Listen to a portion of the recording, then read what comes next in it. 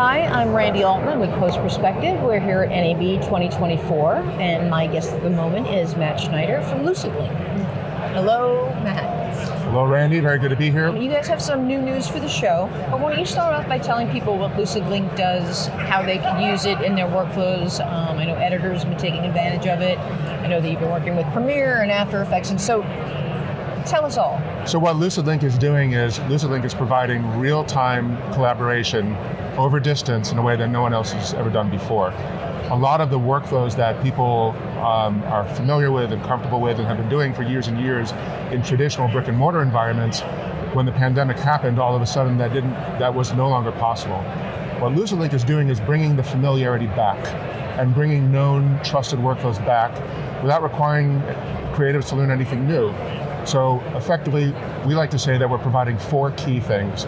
Real-time collaboration over distance.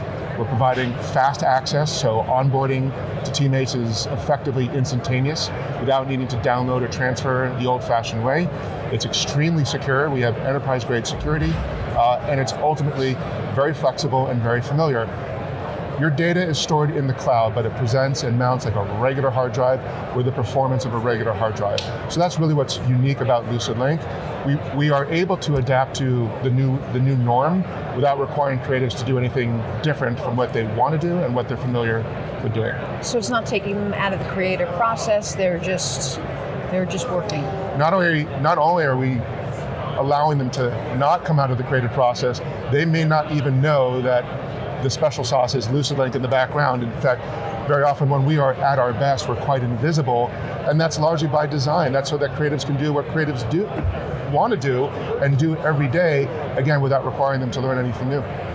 Well, it's interesting because I interviewed Joanna Nagel and Adam Epstein from The Bear, and just like conversation, they were just telling us about the workflow, and they mentioned that you guys really saved their bacon because I guess they were doing it during COVID, I guess. So they couldn't be together, but this really helped them work and get the work done. So I think that was it's pretty telling right there. So a question for you. So you have file spaces? Correct. And that's right now it's within Premiere and After Effects. Well, so because we present like a regular conventional hard drive, we're completely tool agnostic. Any front-end application that can see a hard drive and knows what to do with a hard drive can work with LucidLink. In many respects, the creative tool actually isn't aware that the data that it's looking at is in the cloud, and it's not even aware that that's displaced and not physically on that local workstation. It just looks like a regular hard drive. So, our best fit is with the creative tools in media and entertainment and creative industries. Premiere Pro, After Effects, DaVinci Resolve, Avid Media Composer, Final Cut Pro, you name it. But honestly, any tool that can see a hard drive can see LucidLink, and it doesn't even know that the data is actually in the cloud. So who have you been interviewing here at the show, and what have you been talking about? We've really been talking to everybody, but I would say there's three categories of people, or three kinds of personas that we've been talking to here. First and foremost, we're talking to the creatives that are in the trenches. People who are doing the work every single day, and again, are able to do the work their way, the way they know how to do the work, the way they're inspired to do the work, the way they're passionate about doing the work without having to learn something new. So we're talking to all kinds of creatives, whether it's video editors, sound engineers, colorists, dailies colorists, you name it, any creative. We want to hear about what are their challenges, how is LucidLink helping them, and what they're looking forward to in the near future. I think the second category of people are also customers, but maybe more of the high-level thought leader who's really thinking about, all right, LucidLink is solving our problems today, but what do we need from LucidLink tomorrow, next year, 3 years from now, 5 years from now?